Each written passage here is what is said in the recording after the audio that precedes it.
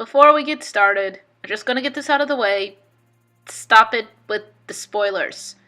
I know that not all of us are able to access said TV station that these cartoons air on, myself included, but you could just hold it off until the actual episode airs for everyone's sanity and for the creators, for crying out loud. Just don't be rude. That's all I gotta say on that. So now we can move on to the fun things. Alright, here we go. I've been dying to talk about this. Hello, cartoon fanatics, and welcome back to talking about Star vs. the Forces of Evil. And oh boy, we got a couple of doozies today. Lots of things to talk about. I will try and restrain from talking about the one thing that excited me about this, and it's probably not what you think it is, although if you've watched my stuff before, then you probably have an idea of what it is, because I'm a cartoon nerd and I love these creators and I go a little bit crazy when they work together with things. So without further ado, let's dive right into it. So we finally get some information on Meteora's past. That was sad, but yet we were all waiting for it. We knew it was going to be sad, and here we go. We got it in this first part of this episode, where Ponyhead goes back to the School of Wayward Princesses. They're doing all the stuff that they have been doing. Ponyhead's got to take like some sort of quiz thing. She gets into a little bit of a beef with the Arms princess there, and it seems like it's just pretty casual, silly stuff, and then of course Miss Heinous or Meteora just bursts in out of nowhere and takes things down, and all the princesses there, of course, think, oh no, she's come to reclaim the school and take it over and make it as horrible as it was before. So they all get up in arms, they try the fight, and because Heinous is recognizing her monster side now, it doesn't end well. She basically dominates all the fights. It was really fun to watch and slightly terrifying at the same time. It was interesting to see how she managed to control those robots that kept things under control. It was just a simple remote, that's all it took. And apparently there was a function where the robots literally ripped their hearts out of their chests and crushed them. Yeah, that's interesting. Question, why was that a feature, and why didn't it happen before? Well, I have no answer to that. I just thought that was an interesting little thing that they did, and it might have to do with, once again, going into Meteora's past here. And all the princesses, they're terrified at this point. They think, oh no, she's come back, she's gonna take over. Ponyhead's convinced that Meteora's after her, and then we think we're going to get like this epic fight scene, but nope, instead Meteora and her crew of Rastakor and the little stitched up Frankenstein humpback looking dude, I have no idea if he has a name, but you know what I'm talking about, that guy. They all go in, and Miss Heinous, or you know what, I'm just going to call her Meteora, it's going to make things easier to not confuse myself in the future. Meteora starts up this robot that is apparently Saint Olga. Yeah! I didn't think we'd actually see that. We find the original Saint Olga was a robot. So there you go. That explains kind of the rigid mentality of the school and why there's robots everywhere, because the original founder was a robot herself. And I have no idea when she got shut down, but it's pretty clear that Meteora was the one that shut her down, because the first thing Olga does when she reboots is look at Meteora and go, "You unplugged me. How dare you?" and stuff like that. But there's a purpose for doing it. Meteora's looking through her past trying to figure out what happened. So we see several of the scenes where St. Olga raises Meteora here in this school.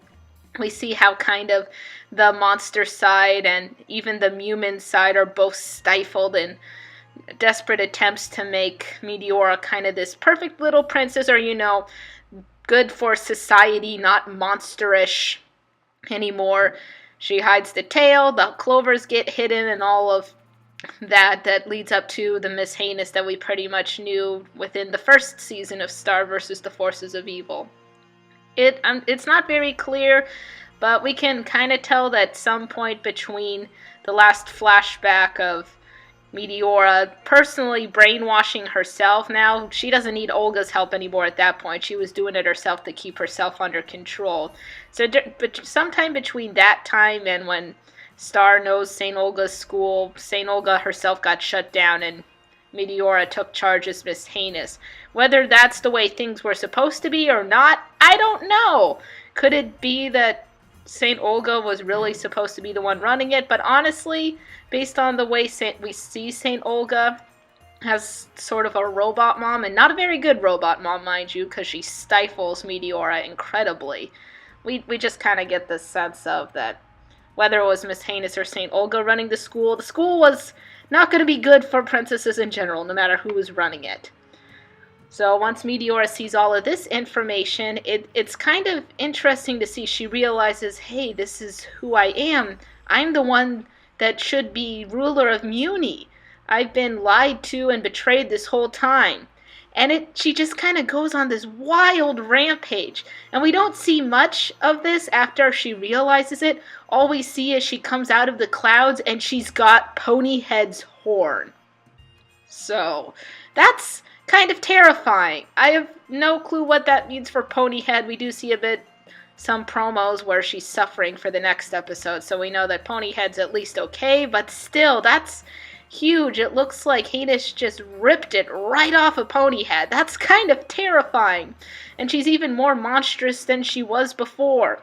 And in the midst of all of that, she loses the butler gremlin guy, and Rasticor's kind of like, oh, forget all this. I did not sign up for this. I'm out. Peace. And he wanders off, and now it's just Meteora on her own. No backup, but now she fully realizes kind of who she is. So that threat is certainly growing. It'll be interesting to see what she decides to do from there, if she plans to try and take over the throne from Muni, and if so, how she plans on doing that. I don't know, but it's probably going to be terrifying. And now the following episode, the photo booth episode. That's not the title of it. I'm just going to call it the photo booth episode. Basically, the gist of this is there's a party going on. Ruberia, gets married or something. That part was strange to me. I still can't quite figure out what happened there. But that's just backup information. You don't really need to know all the details of that. The point is that there's this photo booth, and apparently it used to be the photo booth for the Bounce Lounge. So Star goes all ballistic, like, Marco, we gotta take pictures in the photo booth because friendship anniversaries and all of that stuff. And she just kind of tosses the keys to Marco's dragon bike to Kelly, and Marco's like, no, don't ride my dragon bike. And it's kind of funny to just see Kelly's face of the total, oh, I'm not gonna do it. I'm totally gonna do it. Just, that kind of setup there.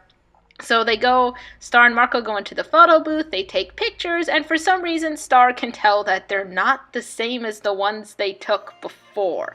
I'm not sure how she can tell, and Marco can't really tell either, but she's like, nope, we gotta keep doing it until it's perfect. So they take all these pictures. She's using all of Marco's money from the Princess Turdina merch, and it's just basically photos after photos after photos, and it gets to the point where they jam the photo booth and they get stuck. And this was the part I was excited about, because in order to fix the photo booth, out comes this little goblin, voiced by Alex Hirsch. And even if you didn't see his post on Twitter saying he was going to voice this guy, you can tell that it's him. From the start. I swear, I think he drew this one frame. That looks like something he'd do. Honestly, you let the man touch your work, and this is what he does with it. Ugh. So Alex Hirsch Goblin, and yes, I'm just going to call him Alex Hirsch Goblin. He does have a name, but I couldn't keep track of it, because once again, it was like you just gave him a script and then he just kind of did whatever he wanted. So he's Alex Hirsch Goblin. He takes it to his workshop in a very terrifyingly Bill Cipher-ish way. Yes, there's going to be a lot of these references in here. You should have seen this coming. How dare you? He takes the photo booth back to his workshop and he explains to Star and Marco of, oh, well, the photo booth is magical and it can tell that the truth is not showing in your pictures, and it won't fully fix itself and let you go until you show the truth in your pictures. And of course, they don't have a clue what that means. So they keep trying to take more pictures. Star has no idea what's going on. And eventually it reaches this point where Marco finally sits down and explains that things are different from the way they were before. That now he realizes he's got feelings for Star, and after he finds out, back in season 2 when she said she had a crush on him, And now all of this finally comes to the surface. We kind of see this awkward moment of them realizing that, yeah, we keep trying to act like it's the same as it was back in season 1, but it's not anymore. And they're not quite sure what to do with it exactly. It's just kind of this strange awkwardness, and they try to figure things out. But now they both realize that something is different, and they're not quite sure how to go about it. But this leads up to the ultimate moment, the moment of truth that all of these shippers have been dying to see. It finally happened. There you go. It's canon now.